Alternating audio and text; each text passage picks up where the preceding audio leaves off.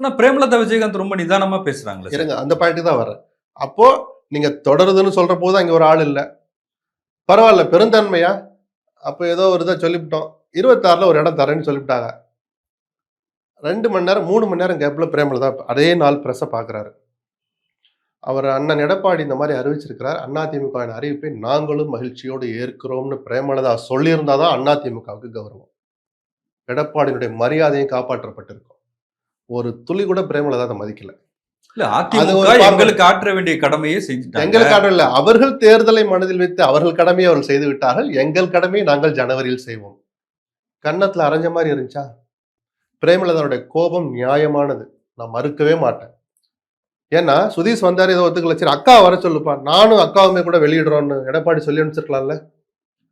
நீங்க அவங்க கிட்ட அவங்கள கூப்பிட்டு பேசவும் மாட்டீங்க, அவங்கள வச்சுட்டு அறிவிக்க மாட்டீங்க, தன்னிச்சையா நீங்க அறிவிச்சுட்டு போனீங்கன்னா அதனாலதான் அவர் தூக்கி ஜனவரி பாத்துக்கலாம்னு பரல்ல தூக்கி போட்டு போயிட்டாரு. அதிமுகவுக்கு இது அவமானம் இல்லையா? யோசிச்சு பாருங்க சார். ஒரு ஒன்றிய செயலாளர் கூட இதை உட்காந்து யோசிச்சு எவ்வளவு கொலைப்படுறான் தெரியுமா உங்களுக்கு? என்ன தலைவர் இப்படி பண்ணிட்டாரு?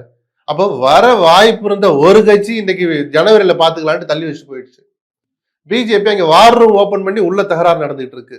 அப்பா அம்மா சண்டையில பாமக ஒரு பக்கம் ஓடிட்டு இருக்கு, அப்பா மகன் சண்டையில. அப்ப மெகா கூட்டணி எங்க இருந்து சார் வரும்? இல்ல, மெகா கூட்டணி அமையணும்னு பாஜக எடுத்துக்கிற அளவுக்கு அக்கறை கூட எடப்பாடி எடுத்துக்க மாட்டாருன்னு சொல்றாங்க. பிஜேபி என்ன அக்கறை எடுத்துக்கிச்சு? ஏதாவது ஒண்ணு சொல்லுங்க. அவரை உருட்டி கன் பாயிண்ட்ல கொண்டாந்து அறிவிக்க வச்சதா? அந்த கூட்டணி 2 கட்சிக்காரனும் மனசுல ஏதாவது நான் சொன்னதெல்லாம் நீங்க எல்லாம் நக்கலா பாத்தி ஏதோ இல்லாத சொன்ன மாதிரி சொன்னீங்க. 2 கட்சியில எங்க உற்சாகத்தை பாத்தீங்களா சார்? ஏன் சார் இல்ல? திமுகவை வீழ்த்துறதுக்கு நமக்கு ஒரு நல்ல ஆயுதம் கிடைச்சிடுச்சு.